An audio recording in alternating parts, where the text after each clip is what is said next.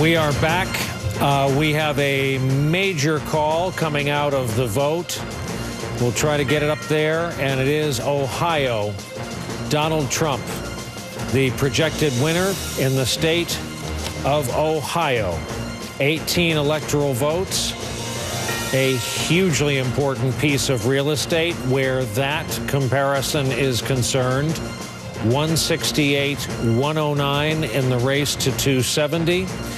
Here's where it looks like, this is where it looks like as a color, filling in the red alongside Indiana to the west of Pennsylvania, down on through West Virginia, Kentucky, Tennessee, and so on. Ohio and Iowa had been the two traditional swing states that the Clinton campaign felt like were, or the Trump campaign felt like were most within their grasp. Iowa and Ohio consistently have been polling in ways that have been favorable to Donald Trump. Obviously, Ohio is the archetypal battleground, but I think everybody's been feeling like it was leaning toward him. Still, that's got to shake the Clinton confidence even more than these other close races do right now. I do want to point out one thing about North Carolina, which we are watching so intently right now. Again, North Carolina is one of these states that is too close to call, and it has been so for a very long time.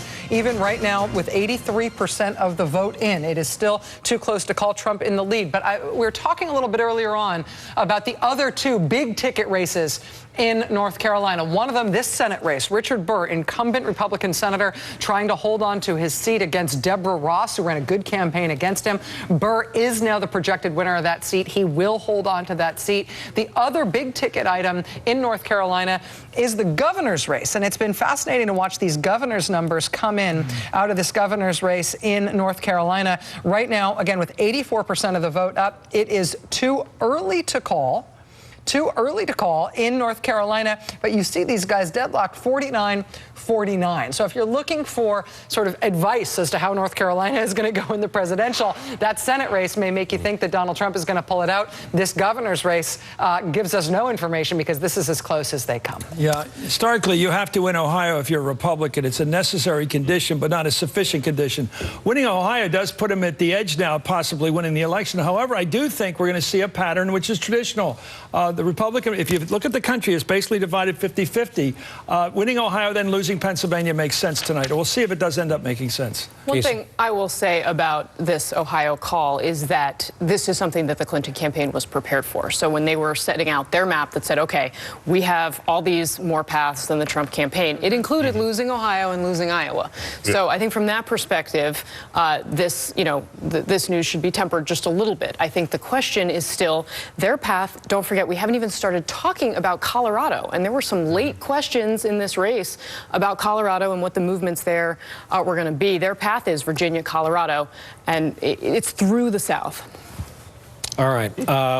Speaking of Colorado, let's do some of these Senate races, because the first one on our list, we've been trying to fall back and catch up with these Senate races this evening, is Michael Bennet returning from Colorado. There will be Democratic incumbent there. Inevitable talk about Michael Bennet joining leadership, I think, in the years to come. A very popular figure. And more about Colorado as a state after this. The leader of the Democrats, predicted, people guess it's going to be led by Chuck Schumer of New York, who had an easy time returning to the Senate. We're just going to go through these.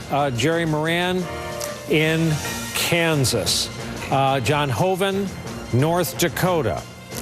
Getting these as you're seeing them. John Thune going back to the Senate from South Dakota. He had an interesting history with Donald Trump during this campaign. John Boozman, Arkansas. Georgia, it's going to be Johnny Isakson. In Iowa, the longtime KG Republican veteran Chuck Grassley going back.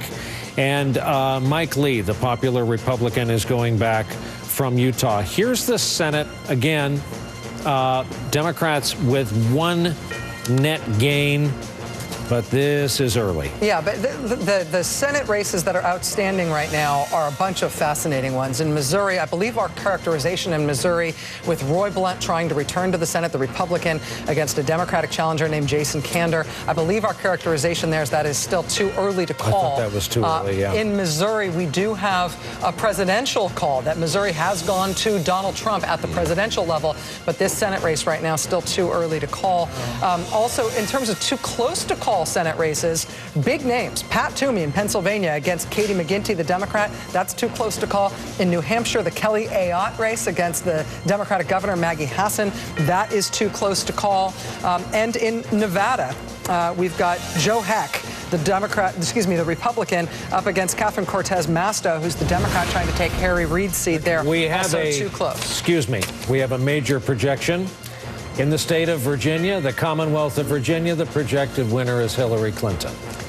Casey Hunt? Campaign breathing a sigh of relief there. Sure, sigh of relief. And, you know, we were talking earlier, and I had a source talking to me about, and forgive me for using a House race as an example here, but Barbara Comstock, she's a representative from Northern Virginia, Fairfax area. I'm told her internal polling had her tied.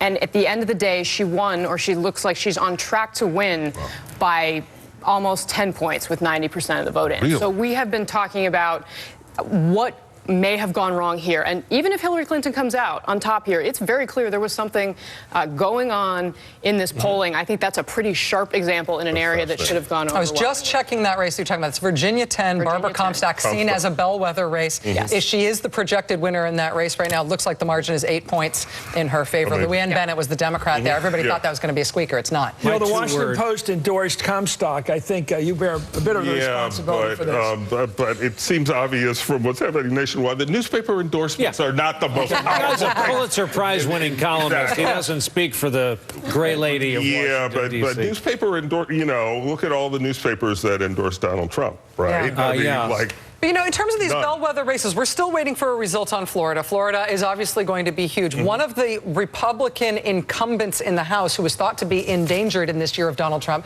who definitely distanced himself from Donald Trump, was Carlos Curbelo, the Republican Cuban-American representative in Florida District 26. Carlos Curbelo has also won his seat tonight. He will also be returning to Congress. And so we're looking for these signs in terms of these too close to call races, and we're seeing them mix up a little bit. My two-word nomination for what went wrong with prediction as to actual is yard signs. No one counted the yard signs. And I think if you see those matching glasses and mustaches, that means that's a pollster if you see them out in public.